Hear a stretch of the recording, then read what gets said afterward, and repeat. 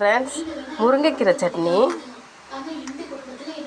கடாயை அடுப்பில் வச்சுட்டு ஃபஸ்ட்டு வந்து கொஞ்சம் உளுந்து போட்டுக்கணும். உளுந்து போட்டு கொஞ்சம் லைட்டாக 2-3 கிளறிட்டு கொஞ்சம் தனியா 1.5 ஸ்பூன் தனியா, 1 ஸ்பூன் ஜீரகம், அதான் 5 பூண்டு பல், கொஞ்சம் இஞ்சி எல்லாம் போட்டு நல்லா கொஞ்சம் வறுக்கணும்.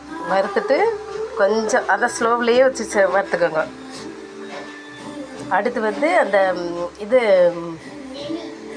அந்த முருங்கைக்கீரையை வந்து நல்லா அலசிட்டு காய வச்சிடணும். காய வச்சு தண்ணி இல்லாமல் காய வச்சுட்டு அதையுமே அதில் போட்டுக்கோங்க. தேங்காய் வந்து கொஞ்சம் தேங்காவும் அதே நைஸாக நறுக்கி அல்லது துருவி அதில் போட்டுக்கோங்க. போட்டுட்டு நல்லா வறுத்துக்க. கருவேப்பிலை கொஞ்சம் போட்டுக்கணும். கருவேப்பிலையும் கொஞ்சம் போட்டுக்கோங்க. போட்டுட்டு நல்லா வறுத்துட்டு அரைச்சி இது மாதிரி தாளிச்சிருக்கேன். தாளிப்புக்கு வந்து கருவேப்பிலை, உளுந்து, கடுகு போட்டு நல்லா தாளிச்சிட்டிங்கன்னா செம்ம டேஸ்ட்டு. உப்பு போட்டு சாப்பிட வேண்டியதுதான். நல்லாயிருக்கும். இது மாதிரி நீங்களும் செஞ்சு பாருங்கள்.